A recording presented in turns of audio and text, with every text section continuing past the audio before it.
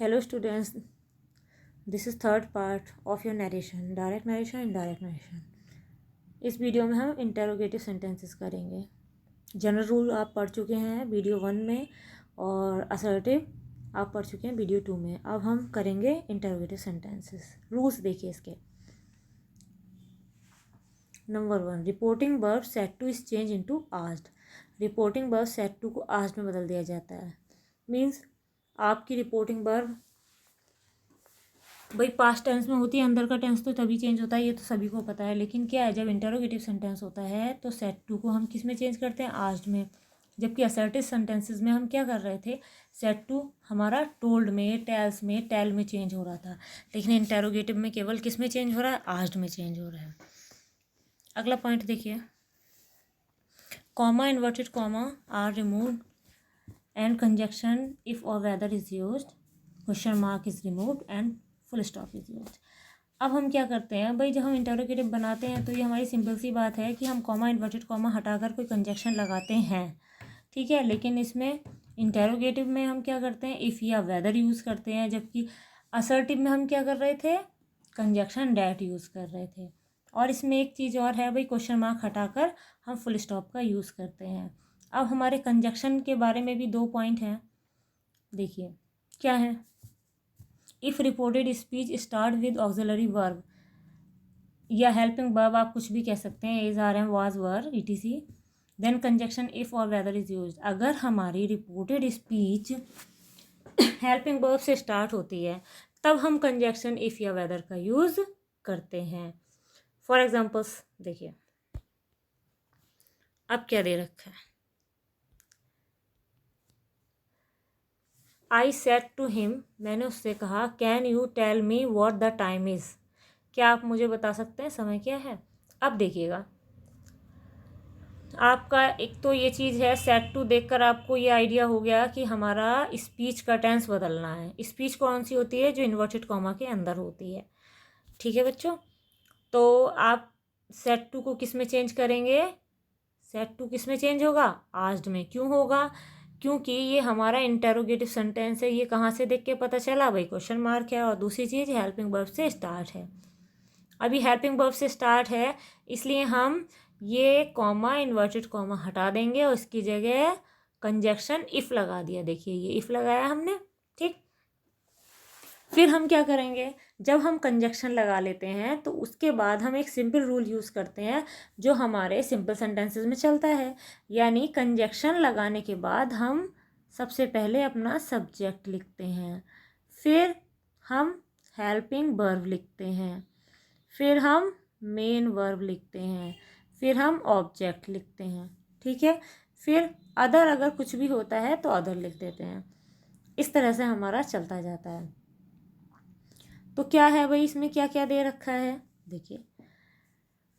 अब हमारा सब्जेक्ट कहाँ है, सब्जेक्ट है यू, यू है, सेकंड पर्सन का प्रोनाउन है, ऑब्जेक्ट के अकॉर्डिंग चेंज होगा। ऑब्जेक्ट कहाँ है, ये है भाई, सब्जेक्ट ये है, ऑब्जेक्ट हमारा हिम है। अब ये सेकंड पर्सन का प्रोनाउन है, ये किसके अकॉर्डिंग चेंज होगा, ऑब्जेक्ट के अकॉर्डिंग, ठीक। अब ये ऑब्जेक्ट के अकॉर्डिंग चेंज हो गया, यानी हिम के अकॉर्डिंग हो गया। लेकिन हिम कि हमें फॉर्म वही लेनी पड़ेगी जो हमारे प्रोनाउन की है। प्रोनाउन की हमारी कौन सी फॉर्म है, सब्जेक्टिव फॉर्म है। तो ही का हिम का सब्जेक्ट क्या होगा, ही, इसलिए हमने ही लगा दिया। अब कैन किस में चेंज हो गया भाई, हमने पहले सब्जेक्ट लिया कंजक्शन के बाद, देखिए कंजक्शन है, इसके बाद हमने सब्जेक्ट ले लिया, ही ले लिया, फिर हम हेल्पिंग वर्ब लेंगे। हेल्पिंग वर्ब क्या हमारी, कैन, कैन का क्या हो जाएगा, कुड। क्यों हो जाएगा, क्योंकि हमें अंदर का टेंस चेंज करना है। Tell me what the time was, simple present, simple past, change हो गया। I hope you understand. Next example देखिए, ऐसे ही हमारा ये दे रखा है आपका, Hari said to me, are you reading a book. Hari ने मुझसे बोला कि आप बुक पढ़ रहे हो, तो सेड टू किस में जाएगा, आस्क्ड में। ये कॉमा, इन्वर्टेड कॉमा हट गया, इसकी जगह क्या यूज़ हो गया, इफ़ यूज़ हो गया, ठीक है। फिर हम अपना सब्जेक्ट लेंगे, क्योंकि वैसे ही चल रहा है सब्जेक्ट, हेल्पिंग वर्ब है तो लेंगे, नहीं है तो नहीं लेंगे, मेन वर्ब। लेकिन हमारा सीरियल वही चलेगा, subject, helping verb, main verb, object and other. लेकिन कब, कंजक्शन लिखने के बाद। तो देखिए यू सेकंड पर्सन का pronoun goes according to object, यानी मी के अकॉर्डिंग चला गया। अब मी के अकॉर्डिंग चला गया, मी क्या है, ऑब्जेक्टिव फॉर्म है, लेकिन यू तो हमारा एज ए सब्जेक्ट लिखा हुआ है यहाँ पर। भाई सेकंड पर्सन का प्रोनाउन ज़रूर है, लेकिन है क्या, सब्जेक्ट है।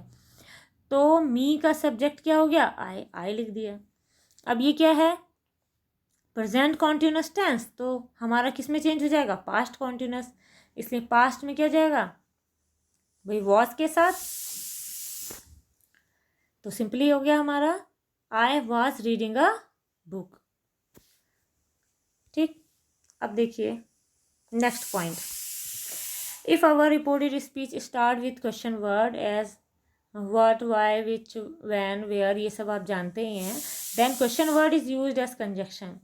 जब हमारी रिपोर्टेड स्पीच क्वेश्चन वर्ड से स्टार्ट होती है तो हम क्वेश्चन वर्ड को ही कंजक्शन मान लेते हैं। ठीक है, फॉर एग्जाम्पल्स, अब एग्जाम्पल देखिए आप, the teacher said to Hari, why did you not come to school yesterday. समझ आ रहा होगा। अब सेड टू किस में जाएगा हमारा, सेड टू जाएगा आस्क्ड में। ठीक, अब यहाँ पर ये हमारा क्वेश्चन वर्ड है, क्वेश्चन वर्ड से शुरू हुआ है, इसलिए हमने इस क्वेश्चन वर्ड को ही कंजक्शन मान लिया। ठीक, फिर हम क्या करेंगे, सबसे पहले क्या देखेंगे, अपना सब्जेक्ट। सब्जेक्ट क्या है, यू। भाई क्वेश्चन वर्ड सॉरी कंजक्शन लिखने के बाद हम सब्जेक्ट लिखते हैं, तो यू हमारा सब्जेक्ट है। ये किसके अकॉर्डिंग जाएगा, हरी के अकॉर्डिंग। हरी क्या है भाई, हरी ऑब्जेक्ट है, हरी हमारा ऑब्जेक्ट है।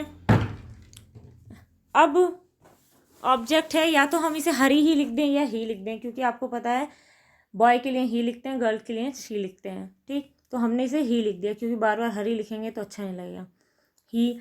अब ये टेंस कौन सा है, टेंस देखिए ये कौन सा है, टेंस हमारा है ये, बताइए, पास्ट इंडेफिनिट का नेगेटिव है। ठीक, अब पास्ट इंडेफिनिट किस में जाता है, पास्ट परफेक्ट में, इसीलिए क्या हो गया हमारा, पास्ट परफेक्ट में चेंज हुआ। ठीक है, वाई लिखा हमने, फिर सब्जेक्ट लिया अपना, फिर हेल्पिंग वर्ब हैड लिया, नॉट है तो नॉट लिया, फिर हमने मेन वर्ब ली। ठीक है, फिर ये हमारा अदर हो गया। ठीक, और यस्टरडे किस में चेंज हो गया, द प्रीवियस डे में। ठीक, समझ में आ गया। तो पूरा सेंटेंस बन गया, the teacher asked Hari why he had not come to school the previous day. ऐसे ही देखिए ये अगला सेंटेंस देखिएगा, he said to Mohan, how much money do you want. He said to Mohan, how much money do you want. तो अब इसमें क्या है, आप इसे खुद बनाइएगा, कोशिश करिए बनाने की। इसमें भी सीधे सीधे दे रखा है, सेड टू आस्क्ड में बदला। अब हमने हमारा हाउ मच मनी, ये पूरा का पूरा क्या है, क्वेश्चन वर्ड है।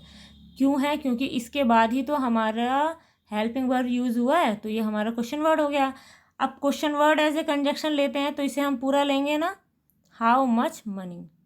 ठीक, अब ये टेंस हमारा कौन सा है, पास्ट इंडेफिनिट, और ये किस में जाएगा, वो सॉरी ये हमारा है प्रेजेंट इंडेफिनिट, और ये किस में जाएगा, पास्ट इंडेफिनिट में।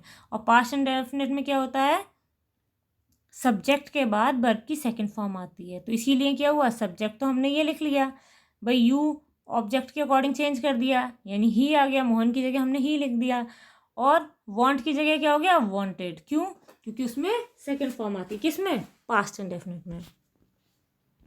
तो ये आपको समझ आ गया होगा, सिंपल बन गया, he said to Mohan how much money do you want, तो इनडायरेक्ट में आपका बन गया, he asked Mohan how much money he wanted.